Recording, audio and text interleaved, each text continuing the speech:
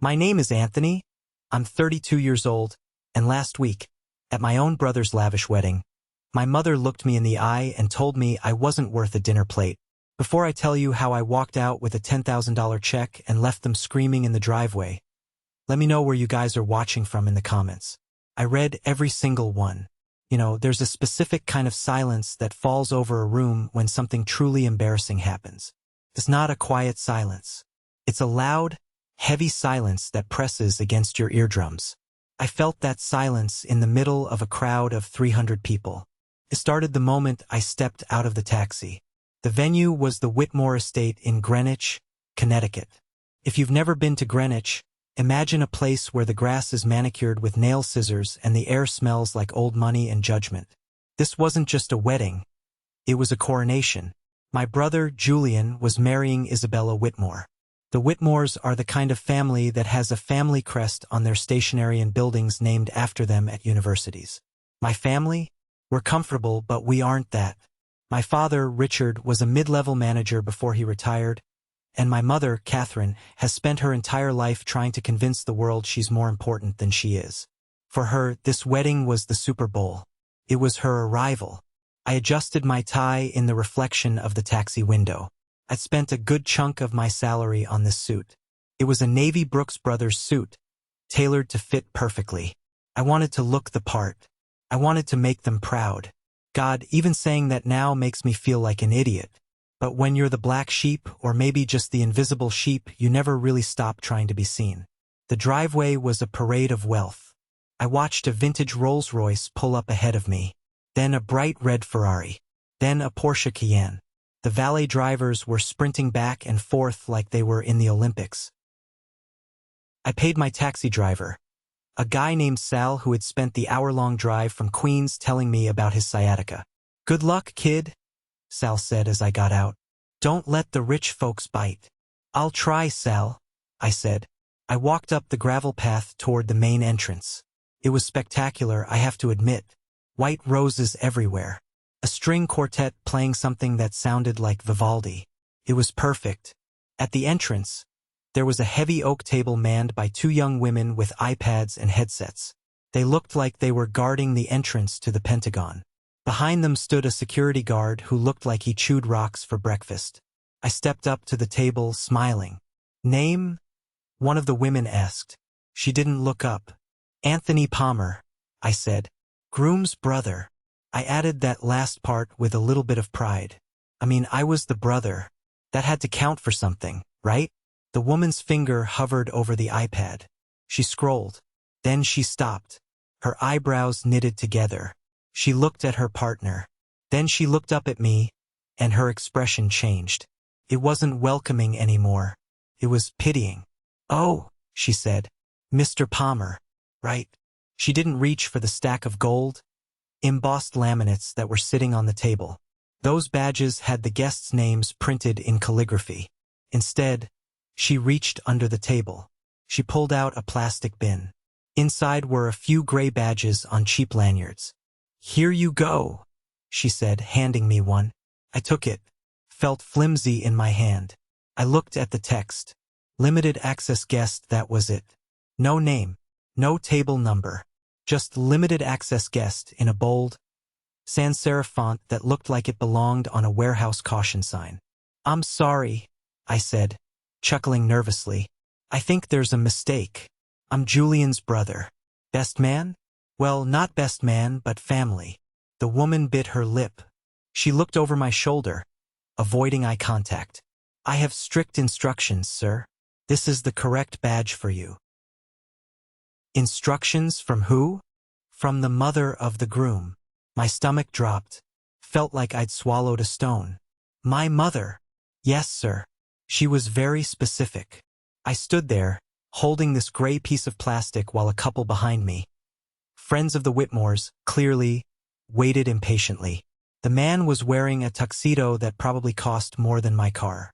"Excuse me," the man said. "We're late." I stepped aside, dazed. I clipped the badge onto my lapel. Clashed horribly with the navy suit. It looked like a price tag on a clearance item. I walked through the gate, my head spinning. Limited access. What did that even mean? Was I not allowed to use the bathroom? Was I not allowed to breathe the air? I spotted my mother near the fountain. Catherine Palmer was in her element. She was wearing a champagne-colored gown that sparkled in the afternoon sun. Her hair was piled high on her head, stiff with hairspray. She was holding court with a group of women who all looked like they shared the same plastic surgeon. She saw me. Her smile didn't waver, but her eyes went cold. She excused herself and glided over to me. She didn't hug me. She didn't say, "You look handsome, Anthony." She reached out and flicked the gray badge on my chest. "Tuck that inside your jacket during the photos," she whispered. Her voice was low, a hiss that only I could hear. "Mom, what is this?" I asked, holding up the badge. The girl at the front said, "Keep your voice down," she snapped, smiling at a passing waiter. "We are at the Whitmore estate, Anthony. Do not embarrass me." "Embarrass you? I'm wearing a badge that says limited access at my own brother's wedding. What is going on?" She sighed, the kind of sigh you give a toddler who won't stop asking why the sky is blue. She took my arm and pulled me behind a large sculpted hedge, out of sight of the main guests. "Look, Anthony," she said. "This wedding, it's a very complex event. The Whitmores have a lot of obligations. Business partners, politicians, people who are very important to Julian's future." "Okay," I said. And space is tight. Extremely tight. The reception tent has a strict capacity limit. Fire codes, you know." I stared at her. "Fire codes?" "Yes. So we had to make some difficult cuts." I felt the blood draining from my face. "Cuts? Mom, I'm the groom's brother." I know," she said, patting my arm dismissively. "And that's why you're here for the ceremony. We wouldn't want you to miss the vows. That's the important part, isn't it? The spiritual union." "But the badge," I said. "What does limited access mean?" She looked around to make sure no one was listening. Then she leaned in close. "It means no plate, Anthony." I blinked. "Excuse me?" "It means you don't have a seat at the dinner," she said, her voice matter-of-fact. "You can stay for the cocktail hour, of course. There will be plenty of hors d'oeuvres. But when the reception starts, you'll need to, well, make yourself scarce." I couldn't speak. My brain was trying to process the level of disrespect. "No plate, no seat. You traded my seat?" I choked out. "For who?" "Some guy Julian works with. Mr. Sterling is the CEO of Julian's firm," she hissed. "It's crucial for Julian's career that he be there. And his wife. And their daughter. We couldn't just put them anywhere. So you kicked me out." "You're making this dramatic," she said, checking her reflection in her compact mirror. "It's not personal, Anthony. It's logistics. Besides, you wouldn't enjoy the dinner anyway. It's all French service and boring speeches. You'd be uncomfortable." She snapped the mirror shut and looked at me. "Just watch the ceremony, eat some shrimp at the cocktail hour, leave your gift, and then head home. You have work tomorrow, don't you? You're always complaining about work." I felt a hand on my chest. I realized it was my own hand, clutching the inside pocket of my jacket. Inside that pocket was a thick cream-colored envelope. Inside that envelope was a cashier's check for $10,000. $10,000. "Leave the gift," I repeated slowly. "Yes," she said. "The gift table is right inside the tent entrance. Make sure you put it in the box before you go. And Anthony, please try to look happy. People are watching." She flashed a dazzling, fake smile at someone over my shoulder, patted my cheek, a sharp, stinging little pat, and walked away. I stood there behind the hedge. I could hear the string quartet playing. I could hear the laughter of the guests. I could smell the expensive perfume and the fresh flowers. And I felt something inside me break. It wasn't a loud break. It was quiet. It was the sound of a cable snapping under too much tension. For 32 years, I had been the good son, the quiet son, the one who understood, the one who stepped back. But as I touched the outline of that check in my pocket, I realized something. I wasn't just a guest with limited access to a wedding. I was a guest with limited access to this family. And I was done paying the admission fee. To understand why I didn't just turn around and leave right then and there, you have to understand the history. You have to understand that in the Palmer household there was a hierarchy. It wasn't subtle. It was carved in stone. At the top was Julian, the golden child, the prince. At the bottom was me, Anthony, the spare, the afterthought. Julian is 3 years older than me. From the moment he was born, he could do no wrong. He was handsome, athletic, and charming in that superficial way that adults love. I was quieter, bookish, a little awkward. My father, Richard, wasn't malicious. He was just absent. Even when he was in the room, he wasn't really there. He wanted a quiet life. And the best way to have a quiet life was to give Catherine exactly what she wanted. If Catherine said Julian needed new cleats, Julian got the best cleats.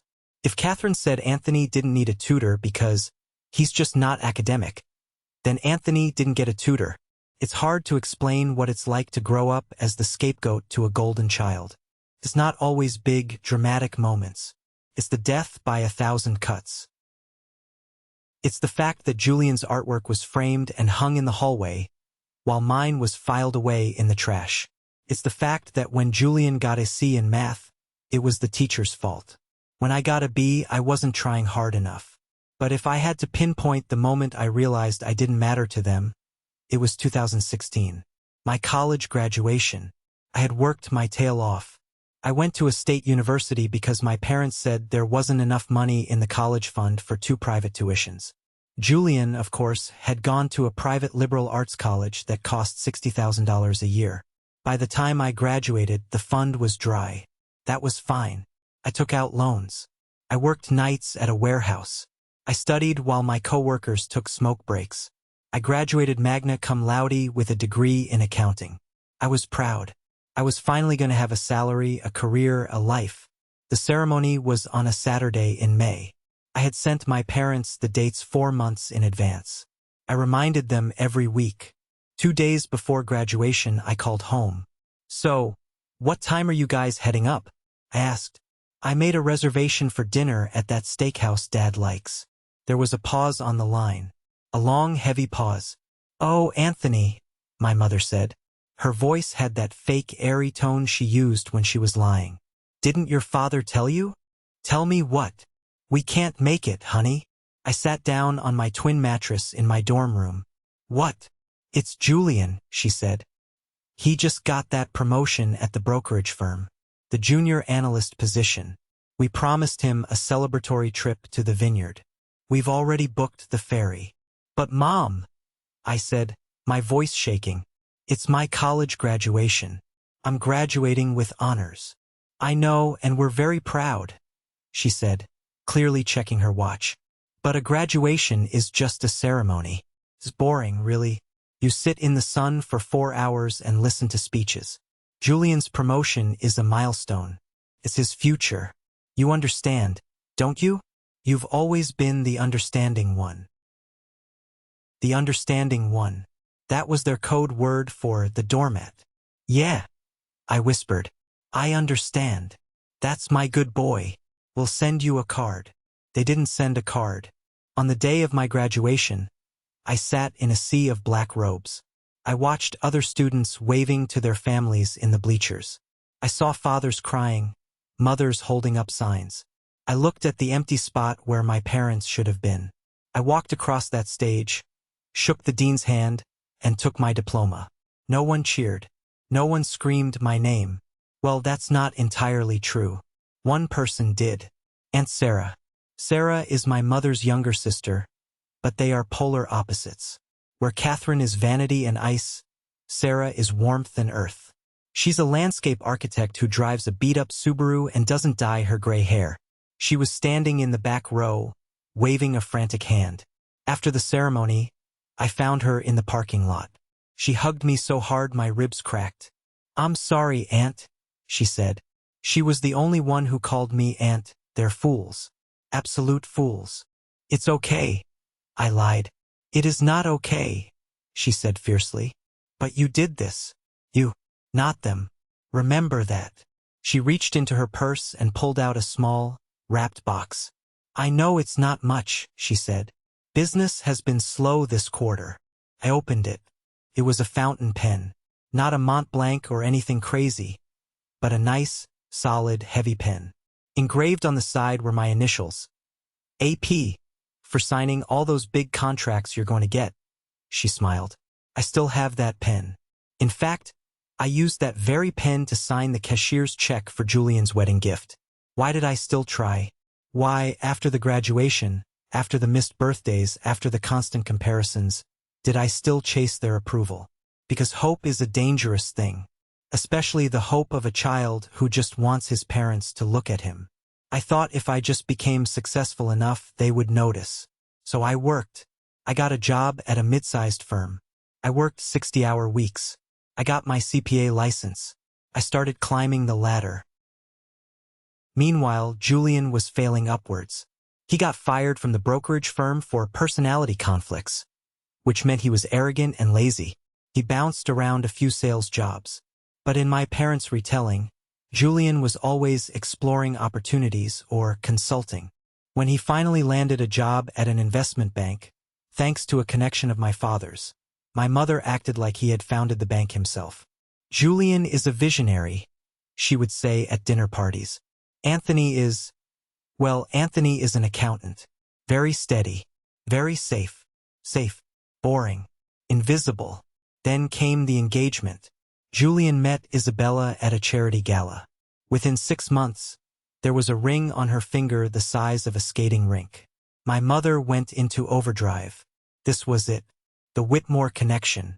This was her ticket to the high society circles she had always been excluded from. We have to make a good impression, she told us at Sunday dinner. The Whitmores are old money. Real money. We cannot look suburban.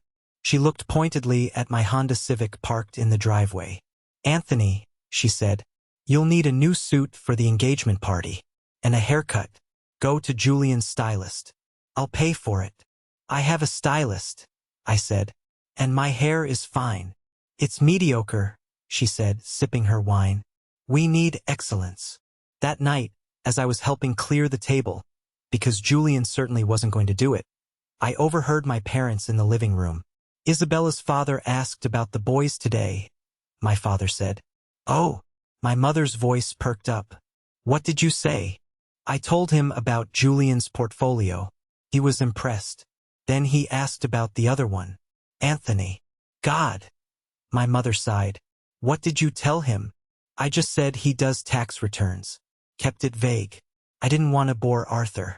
He's a titan of industry, Catherine. He doesn't want to hear about tax codes. Good, she said. Let's keep Anthony in the background during the wedding events. He doesn't have the sparkle, Richard. He's not a Whitmore kind of person. I stood in the kitchen holding a dirty lasagna pan. Not a Whitmore kind of person. That was the moment the idea formed. I was going to prove them wrong. I wasn't going to do it with words. I wasn't going to do it by arguing. I was going to do it with money. It's sad, isn't it? That I thought the only way to buy my parents' love was literally to buy it. But that's where my head was at. I decided I would give Julian and Isabella the most generous wedding gift I could possibly afford. A gift that would make my parents' jaws drop. A gift that would force them to say, wow, Anthony is successful. Anthony is generous. Anthony belongs. I set the number, $10,000. For a guy living in Queens, paying off student loans, and trying to save for a house, $10,000 was a mountain. But I was going to climb it. The engagement happened 3 years ago. That meant I had 3 years to save. I called it Operation Recognition. I broke down the math. To save 10 grand in 3 years on top of my rent, my loans, and my living expenses, I needed to squeeze every penny until it screamed. I stopped going out. My friends would text me, hey Aunt, we're going to the game. Or happy hour at O'Reilly's. I'd text back, can't make it. Work. I wasn't lying. I picked up a second job. During the day, I was a senior accountant managing audits. At night and on weekends, I did freelance bookkeeping for small businesses. I did taxes for plumbers, florists, freelance graphic designers. Anyone who needed a Schedule C filed, I was their guy. My life became a blur of spreadsheets. I lived on instant noodles and peanut butter sandwiches. I canceled my streaming services. I canceled my gym membership and started running in the park for free.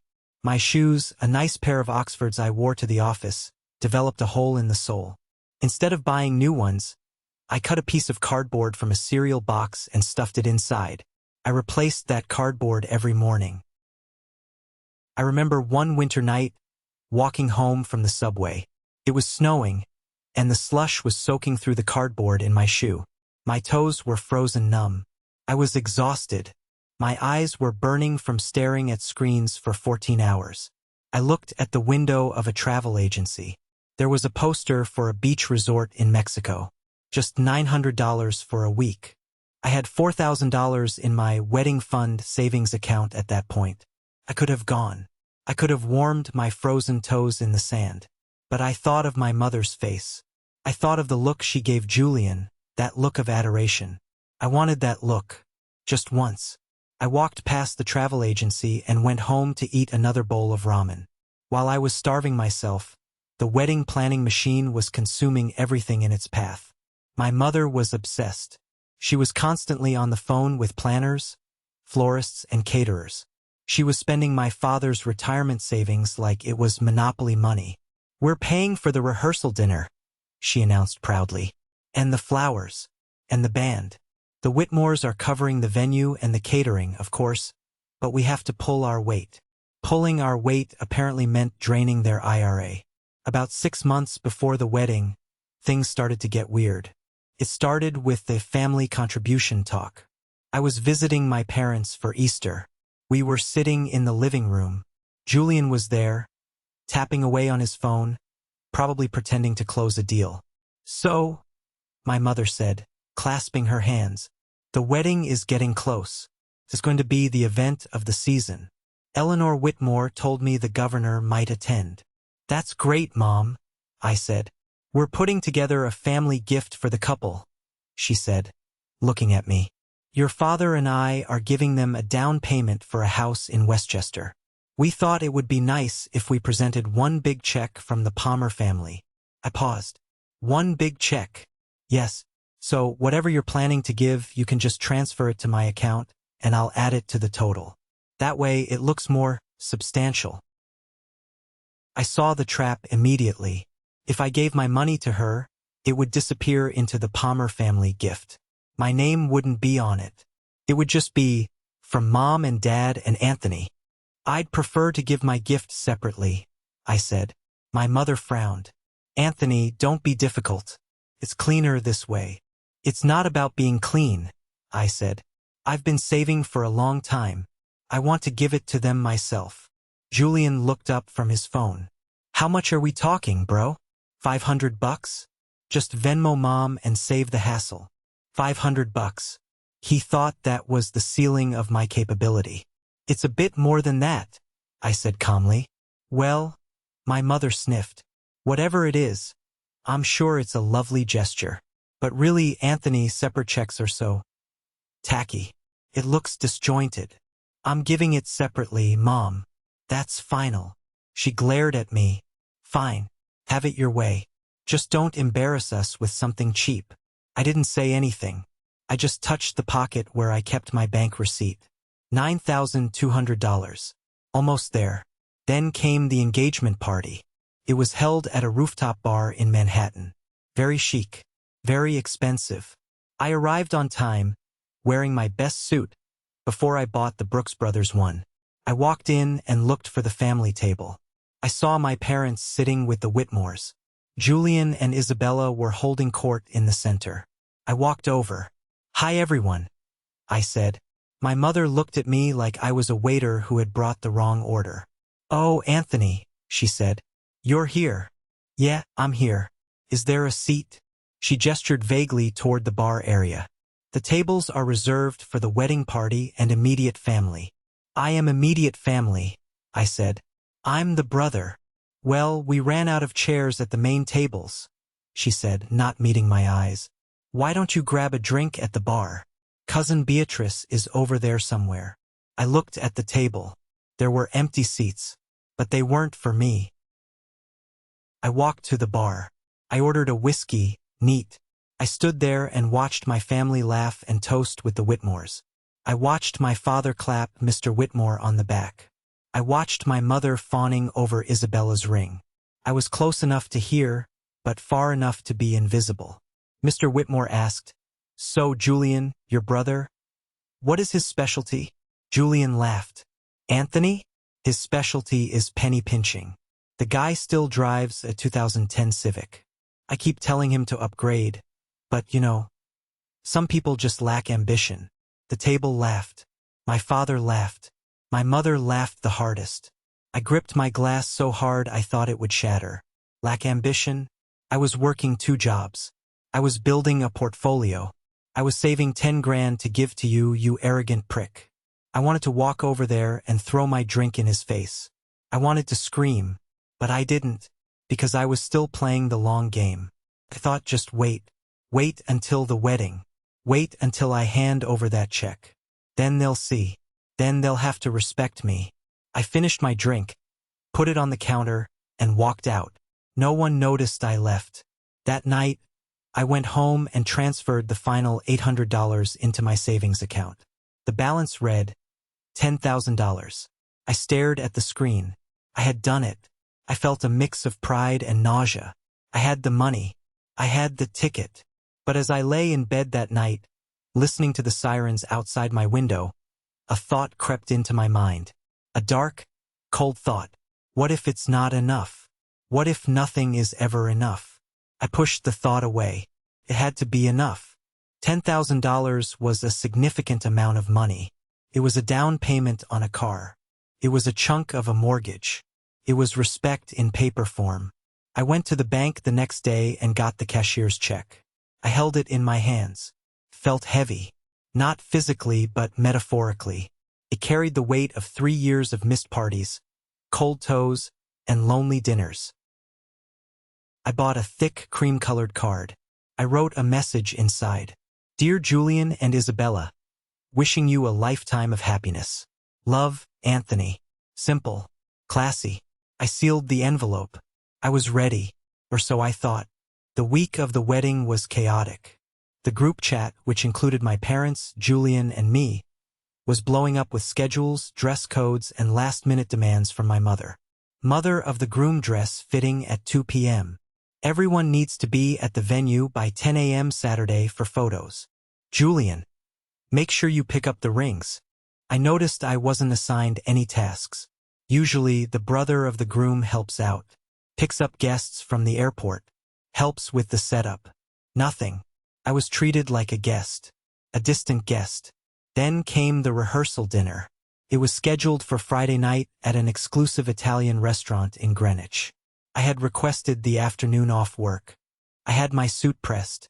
On Thursday afternoon, I got a text from my mother. "Hi Anthony, just a heads up, the rehearsal dinner tomorrow is strictly for the wedding party and the parents. Very intimate, so you have the night off. Enjoy a free evening in the city." I stared at my phone. The wedding party. That meant the bridesmaids and groomsmen. Julian had 6 groomsmen. They were all his frat brothers or work buddies. Guys he had known for a few years. They were invited. I wasn't. I called my mother immediately. "Mom, you can't be serious," I said when she answered. "Anthony, I'm in the middle of a meeting with the florist," she said, annoyed. "You're uninviting me to the rehearsal dinner? I'm the groom's only brother." "It's not uninviting, Anthony.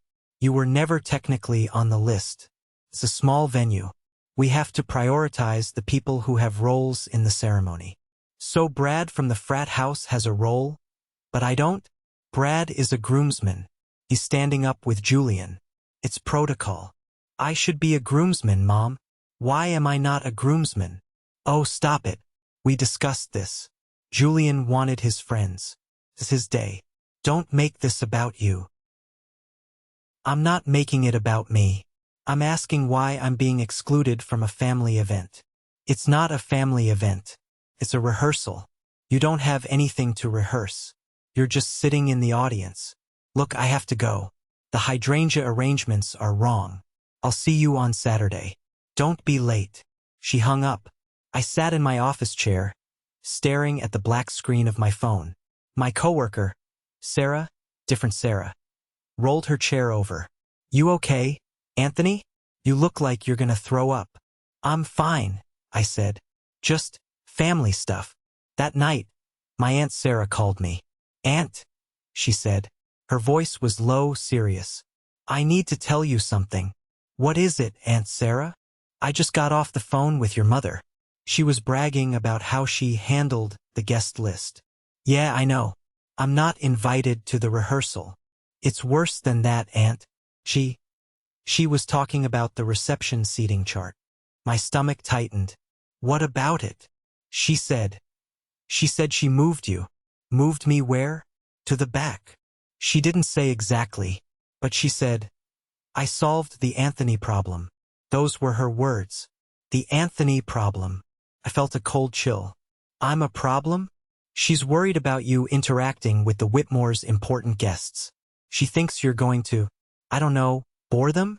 Or look poor. The sick Anthony. Honestly, if I were you, I wouldn't go. I have to go, I said. I have the gift. I have to show them. Honey, that money. They don't deserve it. You know that, right? It's not about what they deserve, I said. It's about who I am. I'm not going to let them erase me. Okay, she sighed. But watch your back. Catherine is up to something. I didn't sleep much that night. I tossed and turned, thinking about the Anthony problem. At 11:47 p.m., my phone buzzed. It was a text from Marcus. Marcus was an old buddy of mine from college. By sheer coincidence, he was working for the event planning company that was handling the wedding. He was on the logistics team. Message from Marcus. Dude, you need to see this. I shouldn't be sending this, I could get fired. But this is messed up. Attached was a photo. It was a picture of the master seating chart, the one the planners use. It showed the layout of the reception tent. Round tables with names printed on them. I zoomed in. Table 1, the head table. Bride, groom, parents. Table 2, Whitmore VIPs. Table 3, Palmer relatives. I scanned table 3. Aunt Sarah was there. My cousins were there. My name wasn't there. I scanned the whole chart. Table 10, table 20, table 30. My name wasn't on any table. Then I saw it. In the margin of the chart, in red ink, was a handwritten note. I recognized the handwriting instantly. It was my mother's jagged, sharp cursive. The note read, Anthony Palmer - limited access badge. No meal. Staff. Do not seat. I stared at the image. The pixels seemed to burn into my retinas. No meal. Do not seat. It wasn't a mistake. It wasn't an oversight. It wasn't a fire code issue. It was a direct order. My mother had taken a pen and manually crossed me out of existence. She had decided that feeding her own son was a waste of resources. I sat there in the dark. The anger didn't come immediately. What came first was a strange sense of clarity. For years, I had been fighting a fog. I had been wondering if I was crazy. Maybe I am just sensitive. Maybe I am just complaining. But this was evidence. This was proof. They didn't love me. They didn't even like me. To them, I was a prop, a nuisance, a problem to be managed with a gray badge and an empty stomach. I saved the image. I emailed it to myself. Then I walked over to my printer. I printed the photo. I printed the text messages where my mother asked for the money early. I put the papers in my briefcase. Then I picked up the cream-colored envelope with the $10,000 check. A normal person would have torn up the check. A normal person would have stayed home. But I wasn't feeling normal. I was feeling something dangerous. I was going to go to that wedding. I was going to wear that gray badge. I was going to let them humiliate me one last time. And then, when the moment was right, I was going to burn their perfect little world to the ground. Which brings us back to the hedge. After my mother walked away, leaving me with the no-plate bombshell, I stood there for a minute, composing myself. I checked my pocket. The check was there. The folded papers with Marcus's photo were there. I walked to the ceremony area. It was set up on the great lawn. Rows of white wooden chairs with velvet cushions facing a massive floral archway. An usher, a young kid who looked terrified, looked at my gray badge. Sir? Limited access guests are back there. He pointed to the very last row. Behind the last row of wooden chairs, there was a small line of metal folding chairs. The kind you see at a PTA meeting. Of course, I said. I walked past my family. I saw my father sitting in the front row, looking dignified in his tuxedo. I saw Aunt Sarah in the second row. She turned, saw me, and her eyes widened. She motioned for me to come sit next to her. I shook my head and pointed to my badge. She looked confused. I sat in the metal folding chair. It was cold. I was the only person back there. A few staff members were standing nearby, whispering. The ceremony began. The music swelled. Isabella walked down the aisle. She looked beautiful, I'll give her that. Julian looked like a model from a GQ spread. They exchanged vows. My mother dabbed her eyes with a lace handkerchief, performing the role of the weeping, joyous mother perfectly. When the ceremony ended, the guests applauded. Julian and Isabella kissed. They walked back down the aisle, beaming. As the guests moved toward the reception tent, a massive, glowing structure with chandeliers hanging from the ceiling, I stood up. I joined the flow of the crowd. I wanted to see how far I could get. At the entrance to the tent, there was a checkpoint. The same security guard from the front gate was there. He stopped a couple in front of me, checked their gold badges, and smiled. Welcome, table 14. Then he saw me. He saw the gray badge. He stepped in front of me, blocking the path. He didn't smile. Sir, he said, this area is for gold access guests only. I just want to drop off my gift, I said, lifting the envelope. Gift table is inside, he said. I can take it for you. No, I said.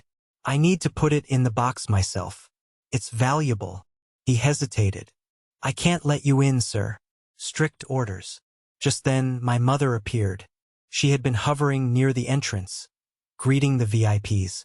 She saw the commotion and rushed over. Anthony, she hissed. What are you doing? I told you to leave. I'm trying to give my gift. Mom, I said loudly. A few heads turned. Lower your voice, she said. Give it to the guard. He'll put it in. I want to see the reception, Mom. I want to see where I'm not sitting. You are making a scene, she said, her eyes darting around. Leave. Now. Is there a problem here? The voice was cool, authoritative, and terrifying. It was Eleanor Whitmore. Isabella's mother stepped out of the tent. She was a tall woman with silver hair and eyes that could cut glass. She looked at my mother, then at the guard, then at me. Mrs. Whitmore? My mother stammered, her face flushing pink. No problem. My son Anthony was just leaving. He's feeling unwell. I feel fine, I said. Eleanor looked at my badge. Her eyes narrowed. Limited access? I didn't know we had different tiers of guests. It's just logistics, my mother said, sweating now. It means I don't get a meal, I said. I looked directly at Eleanor.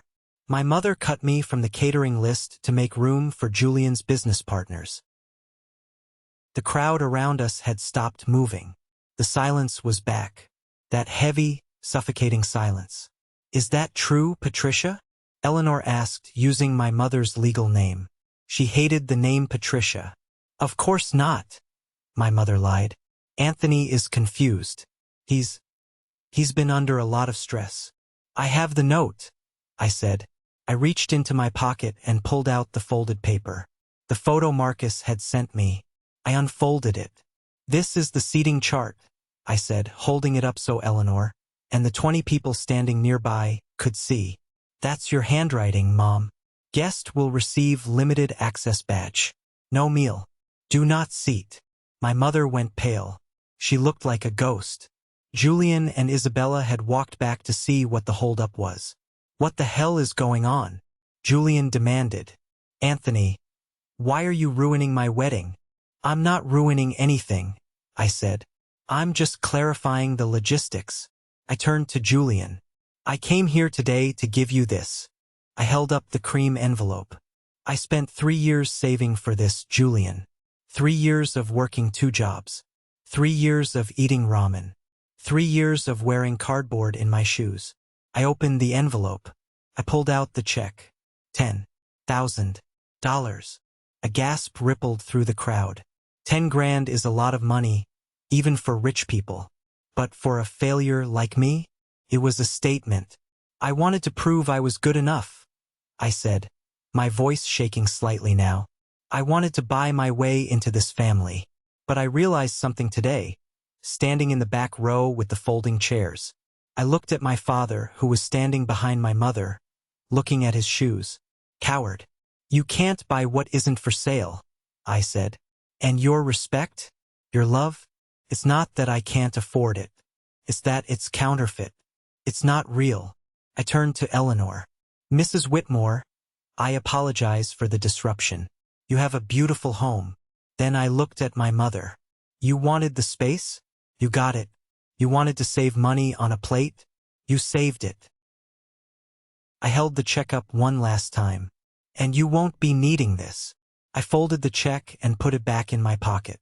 Anthony, my mother shrieked. It wasn't a sophisticated cry. It was a guttural scream of greed. That is for the couple. You can't take it back. Watch me, I said. You are stealing from your brother. Julian shouted, stepping forward aggressively. Eleanor Whitmore stepped in between us.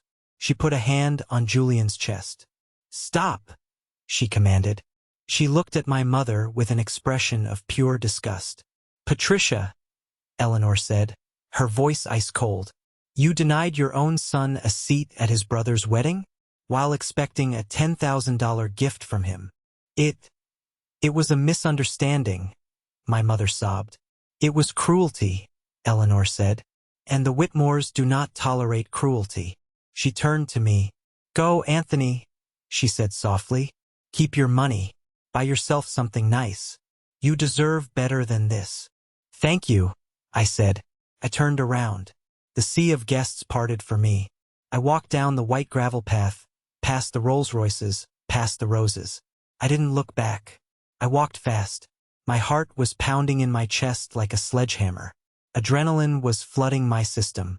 I felt lightheaded, dizzy, but incredibly powerful. I reached the main gate.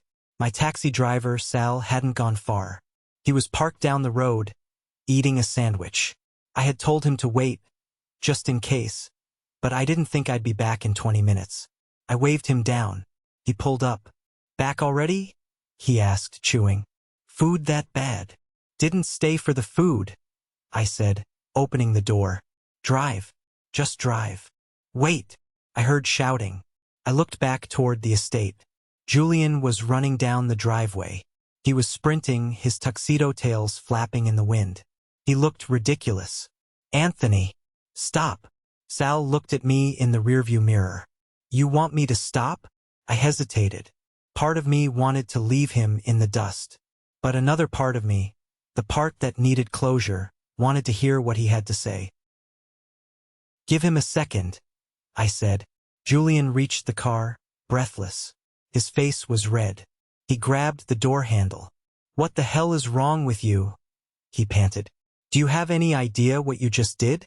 I saved myself 10 grand, I said calmly. You humiliated Mom. You humiliated me. Eleanor is furious. She's threatening to call off the reception toasts. Dad is having palpitations. Not my problem, Julian. Not your? We are family. You don't do this to family. I laughed. It was a dry, harsh sound. Family? I said. Family gives you a seat at the table. Family doesn't give you a gray badge that says, limited access. Family doesn't cross your name out in red ink. I didn't know about the badge, he lied. I could tell he was lying. His eyes shifted to the left. Don't lie to me, I said. You knew. You always know what Mom does. You just didn't care because it benefited you. You wanted the CEO there. You wanted the prestige. I was just the sacrifice. Look, he said, his voice changing tone. He went into salesman mode. Let's fix this. Just come back. Hand over the check. Make a little apology speech, say you were drunk or something. We can smooth this over. I'll make sure you get a seat. We'll pull a chair up to the head table. I stared at him. He really thought I was that pathetic. He thought he could snap his fingers and I would fall back in line. You just don't get it, I said. I'm not negotiating for a seat, Julian. I'm leaving the table. Anthony, please, he said, desperation creeping in. Isabella is crying. Her dad is asking questions about my finances. They think we're monsters. Well, I said, rolling up the window. If the shoe fits. Anthony, don't you dare drive away. Anthony, go, I told Sal. Sal stepped on the gas. The taxi peeled away, leaving my brother standing in a cloud of dust, looking smaller and smaller in the rear window. My phone started ringing immediately. Mom, Dad, Mom. I watched the screen light up. I didn't answer. Then my father left a voicemail. I waited a minute, then listened to it.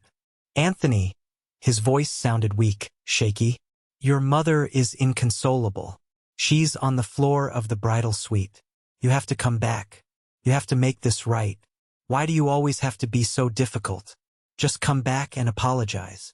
Apologize. He wanted me to apologize. He didn't ask if I was okay. He didn't ask how it felt to be treated like garbage. He just wanted the boat to stop rocking. He wanted his quiet life back. I felt the last tether snap. That invisible cord that binds a child to their parents, no matter how abusive they are. It broke. I texted him back. 2 words. I'm done. Then I blocked his number. I blocked Mom. I blocked Julian. I leaned back in the seat. I took a deep breath. The air in the taxi smelled like old leather and pine air freshener. But to me, it smelled like freedom. I touched my pocket. The check was still there. Where to? Sal asked. Queens, I said. Take me home. You got it, boss. I looked out the window at the Connecticut countryside rushing by. The stone walls, the manicured lawns, the world I was never allowed to be a part of. It was over. The game was over. I wasn't the spare anymore. I wasn't the limited access guest. I was Anthony, and I had $10,000 and a whole new life to start. The silence that followed my departure wasn't empty. It was heavy, like the air before a thunderstorm, but for the first time in my life, I wasn't the one standing in the rain. I was watching it from a safe distance. I spent the first 24 hours in my apartment in Queens, phone off, blinds drawn. I slept. I don't mean I napped. I slept for 14 hours straight, the kind of deep, comatose sleep your body demands when it has been running on cortisol and adrenaline for 3 decades. When I woke up on Sunday morning, the sun was hitting the peeling paint on my ceiling, and I felt something strange. I wasn't scared. I wasn't anxious. I was light. I turned my phone on. The notifications flooded in like a tidal wave. 47 missed calls. 82 text messages. Mom, Anthony, pick up. This is an emergency. Mom, you are being selfish. Dad, your mother is ill. Call us. Julian, you need to fix this. Eleanor is talking about reviewing the trust fund. Call me now. I scrolled through them, detached, like I was reading a script for a soap opera I didn't watch anymore. I didn't reply. I didn't feel the urge to explain myself. That was the old Anthony. The new Anthony had a $10,000 check in his wallet and a spine made of steel. Monday morning, I walked into my bank. It was the same branch where I'd deposited every scrap of extra cash for 3 years. The same teller, Mrs. Gable, was there. She was a nice lady who always gave me a lollipop even though I was a 32-year-old man. Mr. Palmer, she smiled. Back so soon? I thought you withdrew that big check for a wedding. I did, I said, sliding the cream envelope across the counter. Change of plans, Mrs. Gable. The wedding was over budget. She looked at me, confused, then opened the envelope. She saw the check. Oh my, she said. You want to redeposit this? Yes, please. She typed on her keyboard. The machine whirred. She stamped the back of the check. Void.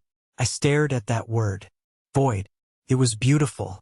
It meant the contract was broken. It meant the obligation was gone. And Mrs. Gable? I said. I'd like to move this to a high-yield savings account. I'm thinking of saving for a down payment. For me. That sounds like a wonderful idea. She beamed. Walking out of that bank, seeing my balance back in the 5 figures, was better than any therapy session. I bought myself a coffee, a fancy one, an oat milk latte that cost $7, and I didn't feel a shred of guilt. That evening, Aunt Sarah came over. She brought Chinese takeout and a bottle of wine. She looked exhausted but smug. Spill it, I said, handing her a glass. What happened after I left? Sarah took a long sip of wine and grinned. Oh, Anthony. It was biblical. It was the red wedding without the swords. She told me everything. Apparently, after my taxi disappeared, Eleanor Whitmore didn't let it go. She pulled my parents and Julian into a private parlor inside the estate. Sarah wasn't in the room, but the door was thin, and Eleanor has a voice that carries. She tore them apart, Sarah said, picking up a dumpling. She told Catherine that a family that treats its own blood like garbage isn't a family she wants to do business with. She actually used the word business. She knows Catherine sees this marriage as a transaction. And Julian? I asked. Julian tried to blame it on a miscommunication with the wedding planner. Eleanor called the planner into the room. The planner showed them the email from your mother, the one confirming the limited access badge. Julian went silent. Did they let me eat? I asked, half joking. The reception went on, Sarah said, but the vibe was dead. Half the guests were whispering about the brother who walked out. Catherine spent the whole night in the bathroom crying, or pretending to cry to get sympathy. Richard just sat at the head table drinking scotch like it was water. And Isabella, poor girl. She looked at Julian like she'd never seen him before. She'll stay with him, though, I said. Maybe, Sarah shrugged. But the power dynamic has shifted. The Whitmores know exactly who the Palmers are now. They aren't the respectable suburban family anymore. They're the climbers who starve their own son. That kind of stain doesn't wash out with champagne. Hearing that gave me a grim satisfaction. I didn't want their lives ruined, not really. I just wanted them to feel a fraction of the smallness I had felt my entire life. 2 weeks later, the second shoe dropped. Or rather, the second door opened. I was at work, buried in a complex audit for a construction firm. My boss, Mr. Henderson, knocked on my door. Mr. Henderson is a man of few words. He's old school, believes in hard work, integrity, and black coffee. Palmer, he said. My office. I grabbed my notepad, my heart doing a little nervous flutter. Did I mess up the audit? I sat across from his massive mahogany desk. He looked at me over his spectacles. I heard a rumor, he said. I froze. Oh God, did my mother call him? She's crazy enough to call my boss. A rumor, I squeaked. I played golf with Arthur Whitmore this weekend, Henderson said. My blood ran cold. Of course. Greenwich is a small town for rich people. Arthur told me a very interesting story about his daughter's wedding, Henderson continued. About a young man who stood up for himself against some pretty poor treatment. A young man who refused to be disrespected, even by his own kin. I looked down at my hands. Mr. Henderson, I'm sorry if that brings any... Stop, he said. He leaned forward. Arthur told me that young man was you. Is that true? Yes, sir. Henderson nodded slowly. Integrity, Palmer, is a rare commodity these days. Most people would have eaten the dirt just to stay in the will. You walked away. He opened a folder on his desk. I've been looking for a new lead auditor for the Tri-State Division. I needed someone with a backbone. Someone who can look a client in the eye and tell them their numbers don't add up, even when they're screaming. I think I found him. He slid a paper across the desk. Promotion. Senior lead. 12% raise. Company car allowance. Effective immediately. I stared at the paper. The numbers blurred. Thank you, sir. I won't let you down. I know you won't, he said. Now get out of here. And Palmer? Buy yourself a better suit. I walked out of that office feeling 10 feet tall.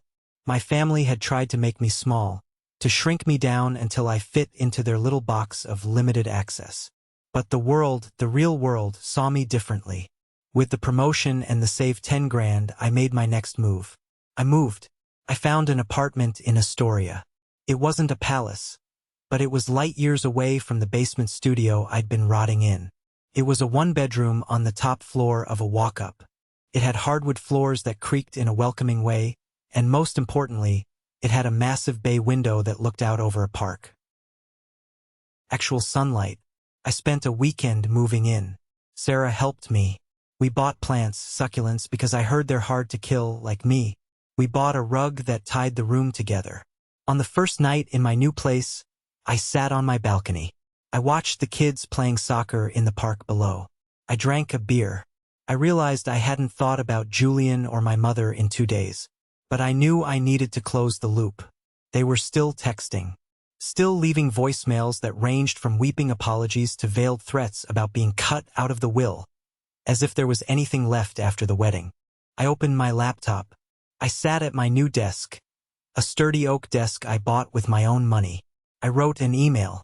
Subject: regarding the future to Mom, Dad, Julian, I'm writing this to save us all some time. I've received your messages. I've heard the voicemails. I am not angry anymore. Anger requires energy, and I am no longer willing to spend my energy on you. For 32 years, I tried to earn a seat at this table. I thought if I was good enough, successful enough, or generous enough, you would finally see me. I realize now that the problem wasn't my vision. It was yours. You don't have a son named Anthony. You have a prop named Anthony. And I am resigning from that role. I am keeping the money. I am keeping my dignity. And I am keeping my distance. Do not come to my apartment. Do not call my job. If you continue to harass me, I will involve the police. This isn't a negotiation. It's a boundary. I wish you well. I hope the wedding photos turned out beautiful. I hope they were worth it. Anthony. I hovered my mouse over the send button. A part of me, the little boy who just wanted his mom to hug him, hesitated. Is this too harsh? Is this final? Then I remembered the gray badge. No meal. I clicked send. I closed the laptop. I took a deep breath. The air in my new apartment was fresh. It smelled of potting soil and floor wax and the takeout Thai food waiting on the counter. It smelled like my life. 6 weeks later, the leaves in the park across the street were turning gold and crimson. Autumn in New York is something special. It's a season of change, of shedding the old to prepare for the new. It felt appropriate. Aunt Sarah was sitting on my couch, nursing a cup of tea. She had visited every Sunday since the wedding. We had developed a new tradition, Sanity Sundays. We'd eat breakfast, watch bad movies, and just exist in a space where no one was judging us. I brought you something, she said, reaching into her tote bag. She pulled out a framed photograph. I took it. It was an 8 by 10 glossy print. It was from my college graduation in 2016. In the photo, I was wearing my gown, holding my diploma, and grinning like an idiot. My arm was around Aunt Sarah. We were the only 2 people in the frame. The background was blurry, just a sea of strangers. But our smiles were sharp and clear. I found this in my attic, she said softly. I've kept it all these years. I always hated that day because of what they did to you. But looking at it now, I see something else. What do you see? I asked, tracing the glass with my thumb. I see a survivor, she said. I see a young man who showed up for himself when no one else would. You look happy there, Aunt. Despite everything, you look happy. I looked closer. She was right. There was a resilience in that smile. A defiance. I used to hate this photo, I admitted. It reminded me that I was alone. You were never alone, Sarah said firmly. You just looked for love in the wrong warehouse. You were knocking on a door that was bricked up, honey. But I was standing right there at the side entrance with the key. I hung the picture on the wall above my desk, right next to the gray badge. Yes, I kept the badge. Some people might think that's morbid. Why keep a symbol of your humiliation? But to me, that gray plastic rectangle wasn't a symbol of shame. It was a trophy. It was the catalyst.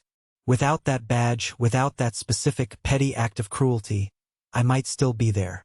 I might still be eating the crumbs from their table, hoping for a scrap of affection. I might have given them the money. I might have spent the next 10 years trying to buy a love that was never for sale. That badge set me free. We sat in silence for a while, watching the wind blow the leaves outside. Have you heard from them? I asked. I hadn't checked my blocked folder in weeks. Catherine called me yesterday, Sarah said. She's playing the victim to anyone who will listen. She tells people you're having a mental breakdown and that's why you've cut them off. She can't admit the truth, Anthony. If she admits she hurt you, she has to admit she's flawed. And narcissists can't do that.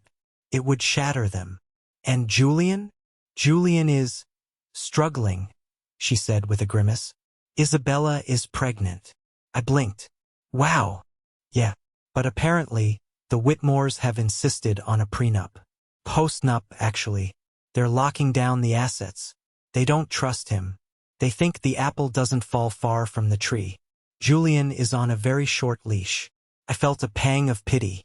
Not enough to call him, but enough to realize that being the golden child is its own kind of prison. He was trapped in a world of expectations and conditional love. If he slips, he falls.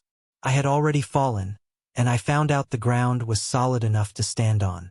I'm glad I'm out, I said. You're not just out, Aunt, Sarah said, squeezing my hand. You're free. I looked around my apartment. I thought about my job, my promotion, my bank account, my peace of mind. I realized that family isn't about whose DNA you share. That's just biology. That's an accident of birth. Real family is about who shows up. Real family is the aunt who cheers for you when your parents are on vacation. Real family is the boss who recognizes your integrity. Real family is the taxi driver who waits for you. Real family gives you a full access pass, not a limited one. I stood up and walked to the window. The sun was setting, casting long shadows over the city. I felt a sense of calm that went down to my bones. I had lost a brother, a mother, and a father, but I had found myself. And honestly, that was the best trade I ever made. Thank you for walking this road with me. I know it wasn't an easy story to hear. It wasn't easy to live. But I wanted to share it because I know I'm not the only one holding a limited access badge in my pocket. If you are reading this and you see yourself in my story, if you are the one always giving and never receiving, the one making excuses for people who hurt you, the one waiting for a someday that never comes, please listen to me.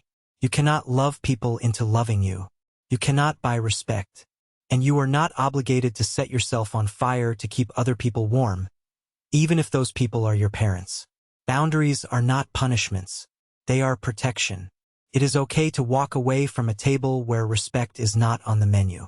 It is okay to choose yourself. I want to hear from you. What is the one lesson you are taking away from my journey? Or, if you've ever had to walk away from toxic family, how did you find the courage? Drop a comment below with your thoughts, or just type the word good if you think I made the right choice. Your validation means more than you know. It reminds me that while I may have lost my biological family, I found a community of people who understand what real worth looks like. Take care of yourselves. You are worth the full price of admission.